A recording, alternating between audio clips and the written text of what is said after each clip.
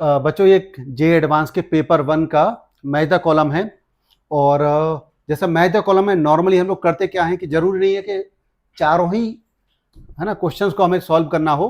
तो चलिए पहले हम फर्स्ट क्वेश्चन तो सॉल्व करते हैं, उसके बाद में ये क्लियर हो जाएगा कि आगे कितने हमें क्वेश्चंस को और सॉल्व करना होगा। फर्स्ट जो क्वेश्चन था ट्रिग्नोमेट्रिक इक्वेशन में हमें दे रखा था sin to the power 6x plus cos to the power 4x equals to 1।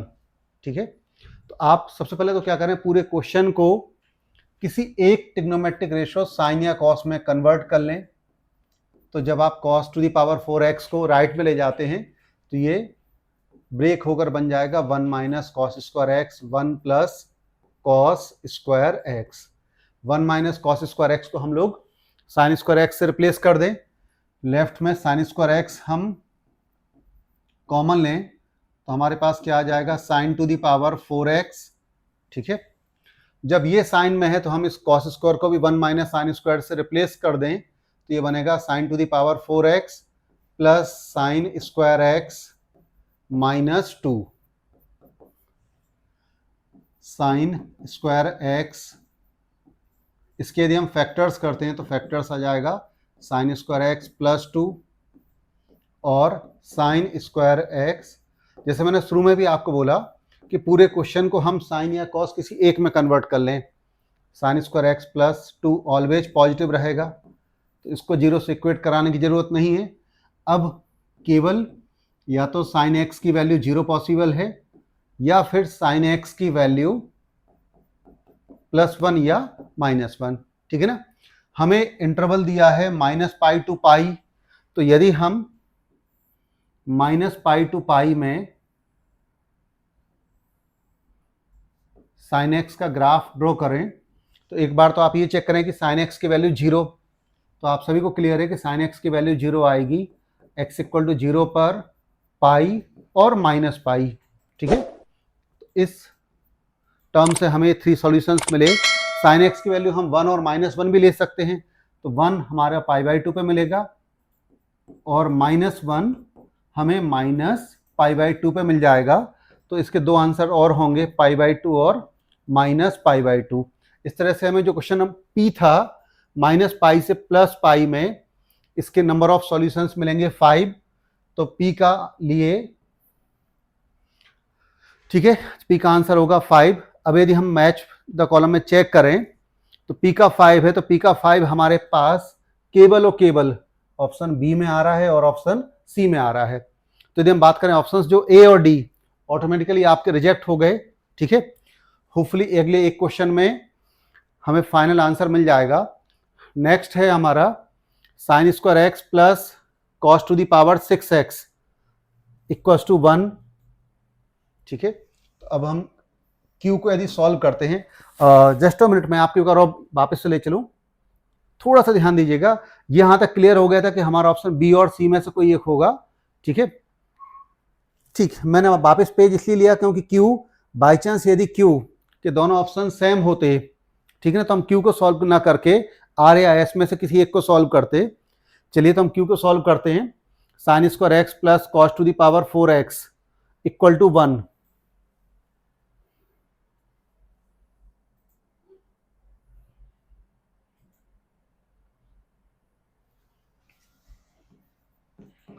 Sine square x plus cos to the power 6x equal to 1 है। ये P से भी आसान क्वेश्चन था।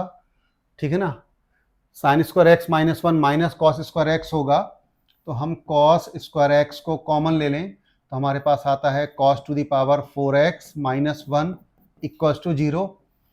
Cos square x equal to 0 और इसको solve करेंगे तो cos square x equal to 1। ठीक है, तो हमारे पास दो वैल्यू आती है, या तो कॉस एक्स 0 होगा या कॉस एक्स की वैल्यू +-1 होगी। यदि हम -π/2 से +π/2 में कॉस एक्स का ग्राफ प्लॉट करें, ठीक है ना, तो कॉस एक्स की वैल्यू 0 हमें मिलेगी π/2 और -π/2 पर, और यहां से cos x की वैल्यू आप +1 या -1 लिख सकते हैं, लेकिन -π/2 से π/2 में हमें cos x -1 तो नहीं मिलेगा, cos x की वैल्यू 1 आएगी, ठीक है। cos x इक्वल टू 1 आता है x इक्वल टू 0 पर, ठीक है। तो यदि हम -π/2 से π/2 का इंटरवल है तो -π/2 से π/2 हमें इसके 3 सॉल्यूशंस मिलेंगे, तो Q का करेक्ट आंसर होगा 3। अब एक बार मैच द कॉलम में हम चेक करते हैं कि B और C में से हमारा फाइनल आंसर होगा B, क्योंकि Q का करेक्ट आंसर था 3, ठीक है। तो हमें 2 ही क्वेश्चंस को सॉल्व करने में पूरा मैच द कॉलम का मार्क्स मिल जाएंगे। फर्दर आप यदि फ्री हैं तो आप सॉल्व कर सकते हैं कि जैसे cos स्क्वायर x/2 है, 2 का इंटू कर देंगे तो 2 cos स्क्वायर x/2 बन जाएगा 1 + cos x। sin square x को भी हम cos में कन्वर्ट कर लें, ऐसे यहां भी 2 sin स्क्वायर x/2 को हम 1 - cos x से रिप्लेस करके cos 3x को वैल्यू cos 3x का फॉर्मूला पुट कर दें तो सॉल्व कर सकते हैं। Match the column trigonometric equation का काफी आसान था, लेकिन मैं बार बार बच्चों से बोलना वही रहेगा कि मैच द कॉलम सॉल्व करते में जरूरी नहीं है कि आपको चारों के चारों सॉल्व करने पड़े। जब भी आप क्वेश्चंस को सॉल्व कर रहे हैं थोड़ा सा केयरफुली देख लें कि आप प्रायोरिटी पे कौन कौन से क्वेश्चंस को अटेम्प्ट करें।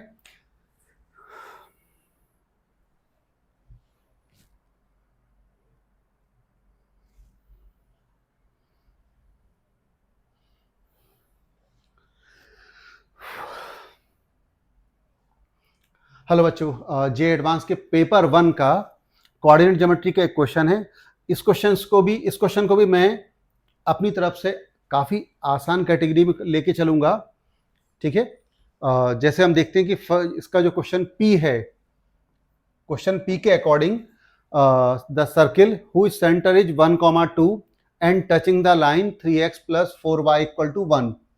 ये एक सर्किल है, सेंटर है इसका 1,2 और ये सर्किल इस लाइन 3x + 4y - 1 = 0 को टच करता है, ठीक है। तो जब आपको दिया है कि ये सर्किल इस लाइन को टच कर रहा है तो इस सर्किल के सेंटर से लाइन की परपेंडिकुलर डिस्टेंस रेडियस होगी। तो यदि हम रेडियस निकालते हैं तो हमें मिलता है 3 + 8 - 1/5 10/5 मतलब 2, ठीक है। तो हमें इस सर्किल की रेडियस मिल गई। अब हमें क्या बताना था कि ये जो 5 ऑप्शंस आपको दे रखे हैं इनमें से कौन सा पॉइंट इस सर्किल पे लाई करेगा, ठीक है ना। हमारा ये सर्किल इनमें से किस पॉइंट से पास होगा। तो आपके पास सर्किल का सेंटर है, रेडियस भी आ गई। केवल यदि क्वेश्चन सॉल्व करना है हमें तो सर्किल को बनाने की जरूरत नहीं है। यदि इनमें से कोई भी पॉइंट सर्किल पर लाई करेगा तो सेंटर से उसकी डिस्टेंस 2 होगी। तो हम बड़े आराम से देख लें कि 1,2 की इनमें से किसके साथ, इसमें भी काफी कुछ क्लियरिटी यहाँ रही है कि 1,2 की 7,9 से, या ये इरेशनल वैल्यू आ रही है, इनसे डिस्टेंस तो 2 हो नहीं सकती, ठीक है। तो बड़े आराम से हम देख के समझ आ रहा है 1,2 और 3,2 है ना। 1,2 और ये कोई पॉइंट होगा 3,2, इनके बीच की डिस्टेंस 2 आएगी, क्लियर है। तो P के लिए करेक्ट आंसर होगा 3, क्लियर। मतलब इस क्वेश्चन में हम लोगों ने सर्किल की पूरी इक्वेशन बनाने की जरूरत नहीं है। आपने क्या करा, सर्किल के सेंटर दिया था, टेंजेंट दी थी, उससे आपने रेडियस निकाली।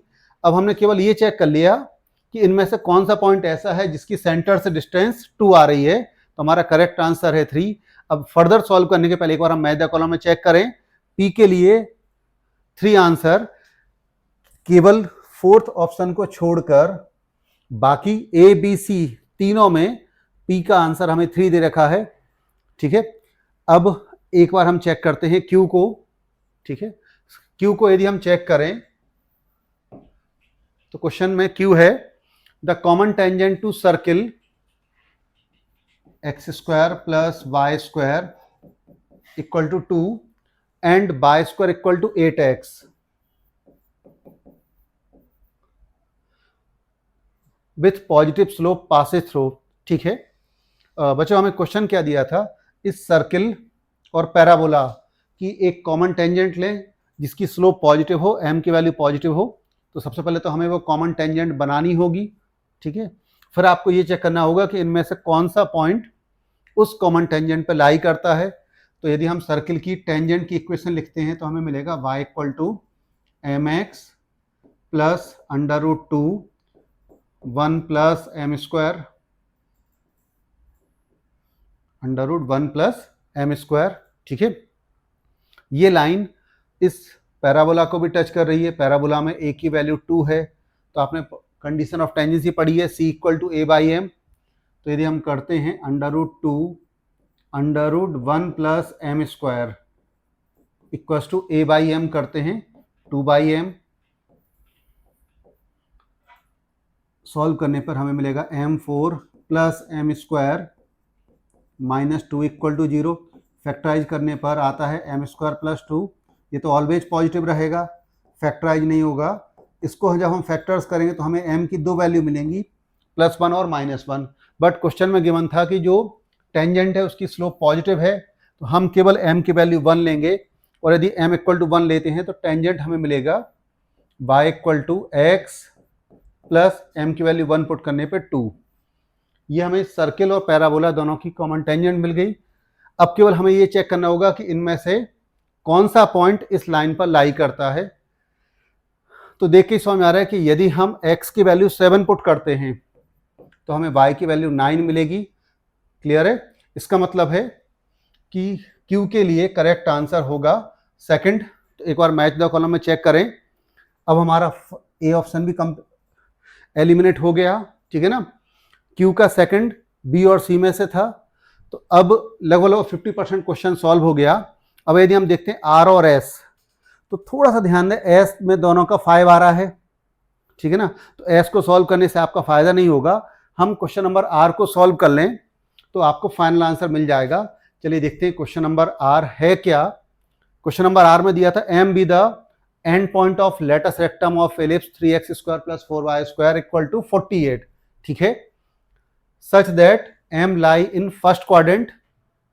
क्लियर है ना, तो ये हमारा एलिप्स क्या बन जाएगा, x square upon 16 plus y square upon 12 equal to 1। R को सॉल्व करें तो 48 का डिवाइड करने पर एलिप्स बन रहा था x square upon 16 plus y square upon 12 equal to 1। A square की वैल्यू 16, बी स्क्वायर आता है 12। ठीक है, ये हमने एलिप्स बनाया। क्वेश्चन में दिया था m जो है end point of latus rectum first quadrant में। हमें पता है कि लेटस रेक्टम का end point a comma b square upon a होगा। ए और बी हमारे पास है, हम ई फाइंड करें तो आपने पढ़ा था b square equals to a square 1 minus e square. यदि इसको हम सॉल्व करते हैं तो ई की वैल्यू आ जाती है 1/2। ठीक है, तो ये m के कोऑर्डिनेट्स ए ई करते हैं, ए करने पर आएगा 2 और बी स्क्वायर अपॉन ए, बी स्क्वायर अपॉन 4। ये हमें m पॉइंट मिला। इस m पॉइंट पर हमें नॉर्मल की इक्वेशन बनानी है। इलिप्स के केस में नॉर्मल की equation a square x upon x1 minus b square y upon y1 equals to a square minus b square होगा। A square 16 x upon 2 minus b square की value 12 y upon, calculation जरूर थोड़ा सा आराम से करें, equals to a square minus b square करने पर 4 आया, 8x, ये कैंसिल होने पर 4y। 4 का भी डिवाइड कर दें तो ये मिल जाएगा 2x minus Y equals to 1। ठीक है, अब हमें चेक करना था कि गिवन 5 पॉइंट्स में से कौन सा पॉइंट इस पर लाई करता है। तो 1,1, ठीक है ना, क्योंकि आपका नॉर्मल की इक्वेशन बनी थी 2x minus Y equal to 1, केवल 1,1 इसको सेटिस्फाई कर रहा है। तो R के लिए फर्स्ट आंसर ये फर्स्ट आंसर होगा। ठीक है, तो अब हमारे पास जो ऑप्शंस बचे थे बी और सी, बी और सी में क्लियरली आपको दिख रहा होगा कि फाइनली हमारा करेक्ट आंसर बन जाएगा बी। फिर आगे सॉल्व करने की जरूरत नहीं है क्योंकि बी और सी दोनों में ही एस के लिए हमारे पास ऑप्शन दे रखा था पी। तो इस वाले में जरूर हमें 3 क्वेश्चंस को सॉल्व करने पर पूरा मैदा कॉलम के मार्क्स मिल रहे हैं, है ना। क्वेश्चन जरूर ये आप 4th विच 5th क्वेश्चन भी, इसका एस क्वेश्चन भी चाहें तो आराम से सॉल्व कर सकते हैं। हाई प्रोबेबिलिटी का क्वेश्चन है। ठीक है। बाकी मैं बार बार पहले भी आपको बोला कि मैच द कॉलम में या मल्टीपल चॉइस में क्वेश्चन को सॉल्व करने के पहले एक बार ऑप्शंस को जरूर आप चेक कर लें, क्योंकि जे एडवांस में नॉलेज के साथ साथ आप किस तरह से पेपर को अटेम्प्ट कर रहे हैं ये बहुत ज़्यादा मैटर करता है।